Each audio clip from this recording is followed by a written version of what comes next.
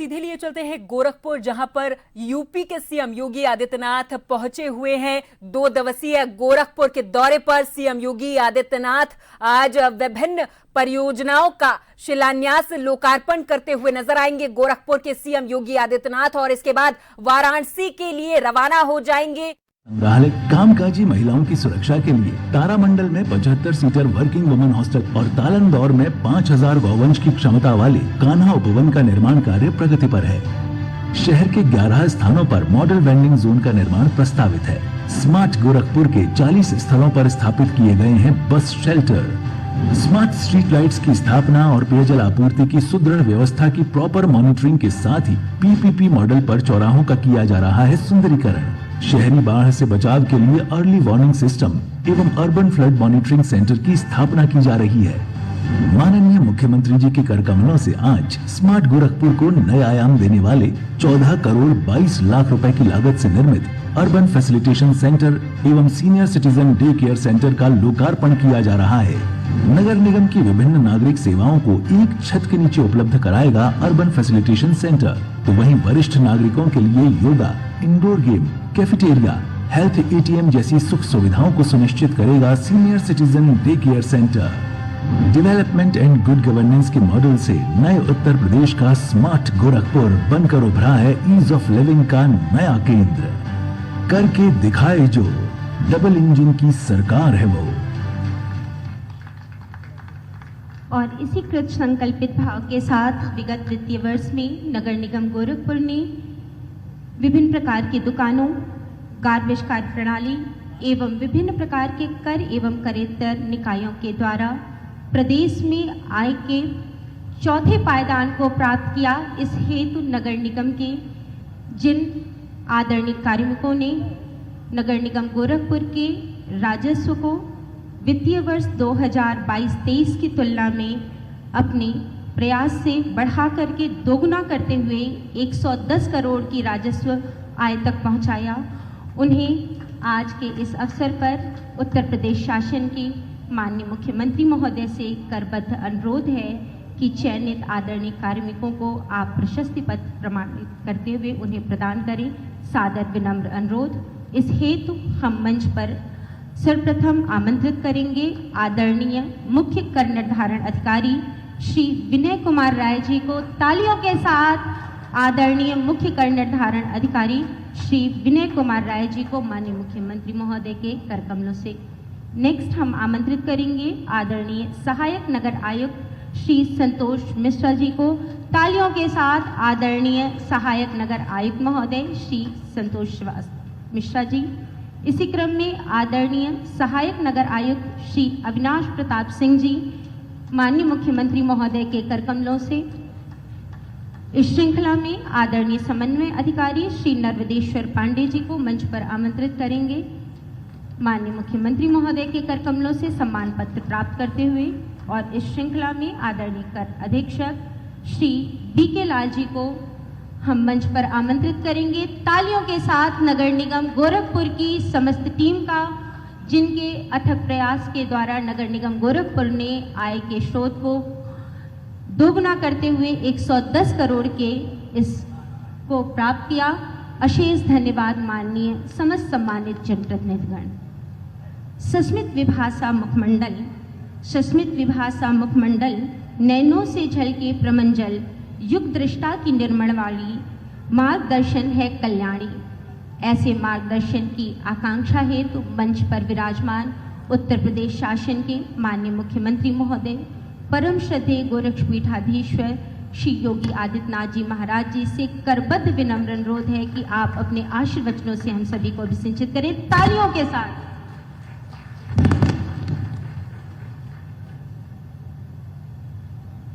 नगर निगम गोरखपुर में urban facilitation centre एवं senior citizen care centre के लोकार्पण कार्यक्रम में मंच पर उपस्थित इस पूरे कार्यक्रम के आयोजक महापौर गोरखपुर डॉक्टर मंगलेश श्रीवास्तव जी, गोरखपुर के माननीय सांसद श्री रविकिशन शुक्ला जी, विधान परिषद सदस्य और भारतीय जनता पार्टी के प्रदेश के उपाध्यक्ष डॉक्टर धर्मेंद्र सिंह जी, माननीय विधायकगण श्री विपिन सिंह जी, प्रदीप शुक्ला जी, फतेह बहादुर सिंह जी, उपाध्यक्ष राज्य महिला आयोग श्रीमती चारू चौधरी जी, पूर्व महापौर श्रीमती अंजू चौधरी जी, श्रीमती सत्या पांडे जी, भारतीय जनता पार्टी के जिला के अध्यक्ष श्री जनार्दन तिवारी जी, महानगर अध्यक्ष श्री देवेश श्रीवास्तव जी, नगर निगम कार्यकारिणी के उपाध्यक्ष श्री धर्मदेव चौहान जी, सिविल लाइन प्रथम के पार्षद श्री अजय राय जी, पूर्व महानगर अध्यक्ष श्री राजेश गुप्ता जी, नगर निगम के सभी पार्षदगण और उपस्थित बहनों और भाइयों, नगर निगम गोरखपुर के द्वारा आज गोरखपुर महानगर वासियों को दो महत्वपूर्ण सेवाएं प्रदान करने पर नगर निगम की पूरी टीम को हृदय से धन्यवाद देते हुए महानगर के उन सभी वार्डों को जो इस सुविधा का लाभ लेंगे उन सबको मैं बधाई देता हूं, उन सभी का मैं अभिनंदन करता हूं। लोकतंत्र की पहली शर्त है संवाद की,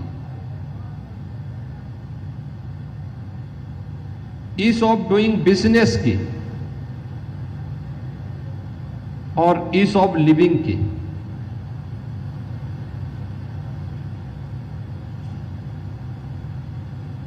लोकतंत्र की पहली ये शर्त होती है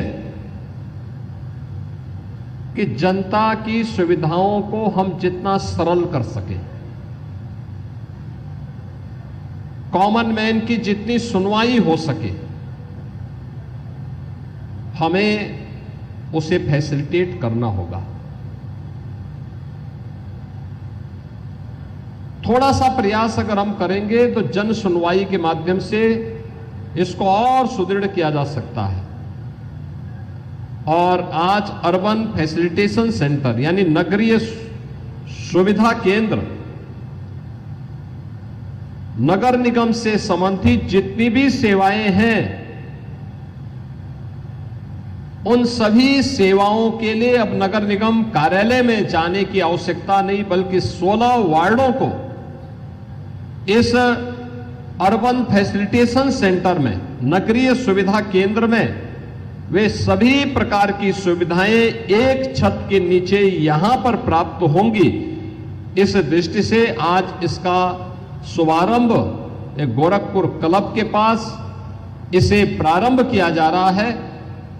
मैं इसके लिए नगर निगम के महापौर जी को और सभी पार्षदों को हृदय से बधाई देता हूं, अपनी शुभकामनाएं भी देता हूं। बहनों और भाइयों, छोटी छोटी बातों को लेकर के एक सामान्य नागरिक को भटकना पड़ता है। आय प्रमाण पत्र के लिए, जाति प्रमाण पत्र के लिए, निवास प्रमाण पत्र के लिए, जन्म प्रमाण पत्र के लिए, मृत्यु प्रमाण पत्र के लिए, टैक्स जमा करने के लिए, अगर कहीं से गलत टैक्स आ गया उसको सुधारने के लिए। अब यह जो केंद्र है इस फैसिलिटेशन सेंटर के माध्यम से अब उन समस्याओं का समाधान होता हुआ दिखाई देगा। यह लोकतंत्र की पहली शर्त है और इसीलिए लोकतंत्र में आम जनमानस को, केवल उसे सामान्य नागरिक नहीं कहा है, एक सामान्य नागरिक, आप किसी व्यक्ति की, किसी पदाधिकारी की उपेक्षा कर सकते हैं, एक आम नागरिक की नहीं। आम नागरिक लोकतंत्र में वह जनता जनार्दन के रूप में, जनता जनार्दन के रूप में उसको संबोधित किया जाता है। और जनता जनार्दन की इस भावना को हमें अपने जीवन में अंगीकार करने के लिए तैयार होना होगा। नगर निगम का यह अभिनव प्रयास अत्यंत सार्थक है। मैं इसके लिए नगर निगम की पूरी टीम को हृदय से धन्यवाद देता हूं। साथ साथ यहां पर एक नई सुविधा, सीनियर सिटीजन केयर सेंटर, जितने भी बुजुर्ग नागरिक हैं उन सभी बुजुर्गों के लिए सुविधा यहां पे बन सके।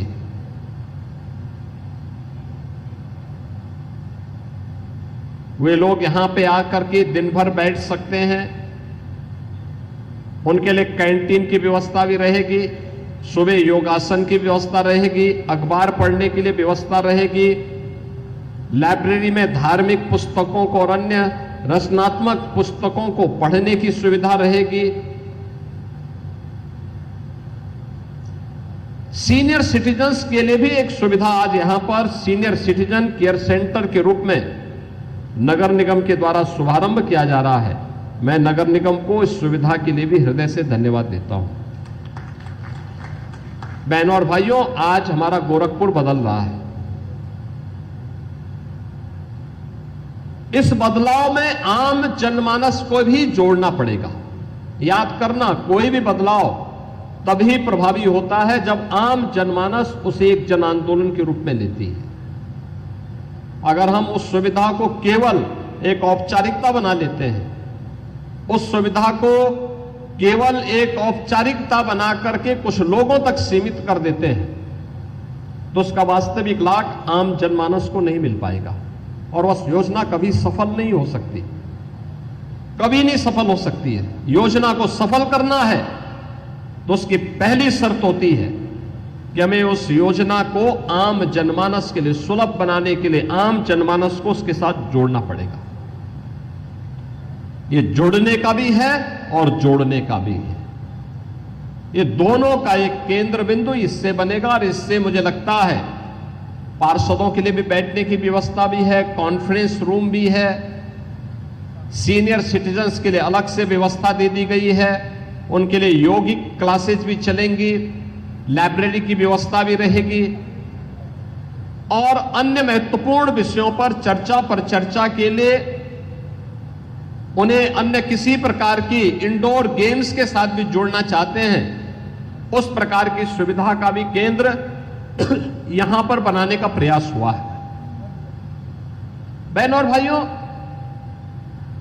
ये बदले हुए प्रवेश में जब दुनिया आगे बढ़ रही है, भारत विकास की एक नई ऊंचाई को प्राप्त कर रहा है।